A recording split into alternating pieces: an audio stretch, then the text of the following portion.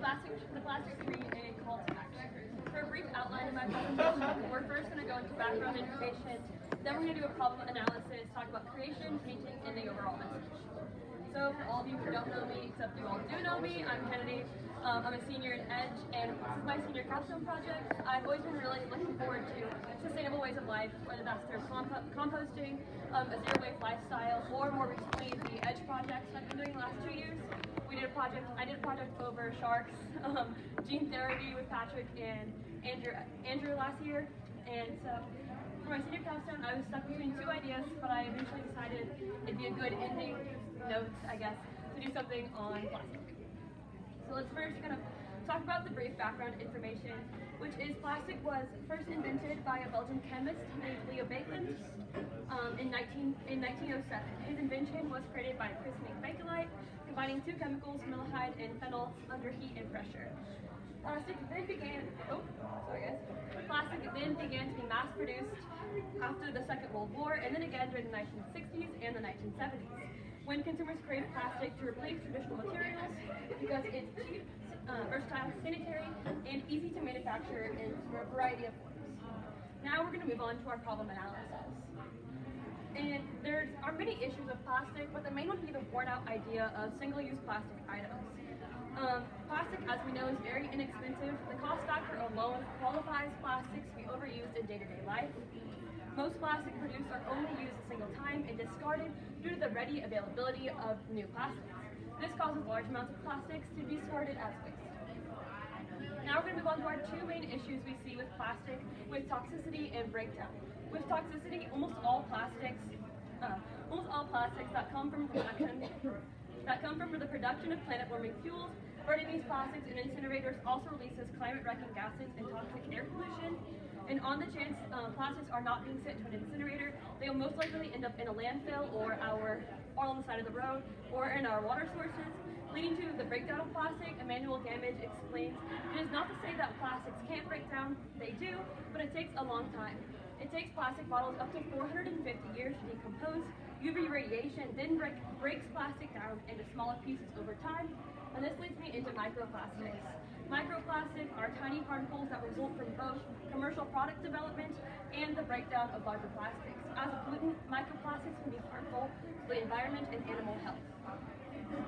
Now we're going to move into my initial idea for my project. So when I was considering what I was going to create, I had three main issues: visual, communication, and space. For visual, how can I portray the issue our society has with plastic? I didn't know exactly what I was going to create, and I didn't know what I was going to do to make a lasting impression. Communication, how can I explain the problem in the best way? And this still might not be the right way, but I feel like having more background information of how it was created and then how it harms our environment would be the best way to do that. And then space, where will this visual go in? How are we going to get it there? And what will that look like? So this actually was my initial sketch and idea. It's really beautiful, I know, but I had this image in my head and I knew what I wanted it to look like, and so I just kind of realized that sketch wasn't the right thing for me. But now we're going to move into the creation process, and this is kind of the building process. Please ignore my garage, but this is what it looks like.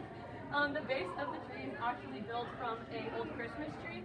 And so we started by using hot glue and gluing all of the plastic bottles together, and then using tool to hopefully keep it together to see if it worked. And luckily, as you can tell from the progress pictures, it did. If it didn't, I really don't know what we would have done. But yeah, the hardest part was honestly the branches. And then materials used approximately, this is from counting kind of over time and recounting today, there were 45 bottles, variations being soda bottles, water bottles, and Gatorade bottles. There were then 27 half-gallon liquids donated by businesses, which is super awesome, and then 35 plastic cups ranging from Starbucks, Dunkin', Liberty Nutrition, and Quick Trip.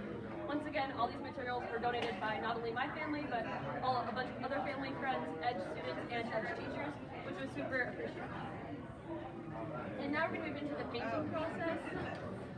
We ended up choosing spray paint to paint the base of it, and then this took 2.5 cans of spray paint, and then I tackled the leaves here, which was the hardest thing, as I just didn't know how I wanted it to look.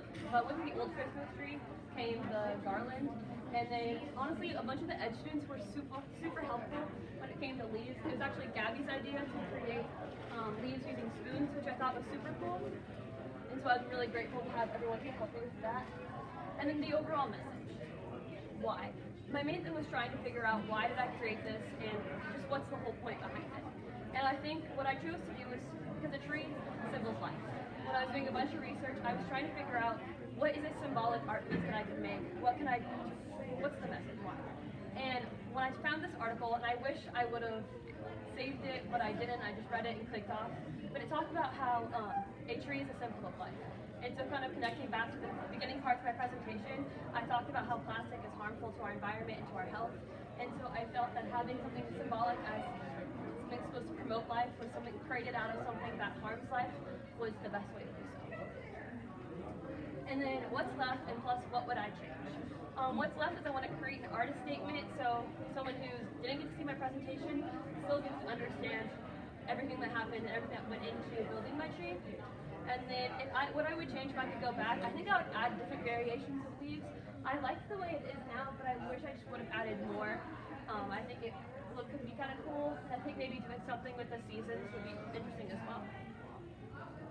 And then a little Edge recap for my senior capstone. This is like the final note of my senior year, and I've been an Edge for the 2 years it's been created. My favorite memory would be intern week, both years being my junior year and my senior year. Junior year, we went to Strawberry Hill, Steamboat Arabian Museum, and got to walk around downtown. And then this year, we went to the World War I Museum and Nelson Atkins. And then my favorite class was AP Sem my junior year, this was AP Sem test day, and then global leadership this year. Just being able to plan these amazing events, meeting Dallas Ackerman for the first time, and getting to plan the nutrition services campaign was really awesome and something I really appreciated. And then my favorite project, probably other than this one, would be gene therapy last year, doing it with Patrick and Andrew for AP Sem, and then presenting it at exhibition night. And my over-exploitation of sharks in the beginning of this year. I really love sharks for no reason, so getting to do research on them and kind of create a fun art piece with that was probably my favorite. And then a special thank you to all of the Edge teachers, Talmud for being an amazing supporter, Baldwin always pushed me to be better than I am, Langhorse for good jokes and perspectives in the conversations, Ajayi for dealing with my attitude and helping me plan things, and Carpenter for letting me ask random questions or helping me on assignments, and also thank you to my Edge peers and family. Yeah.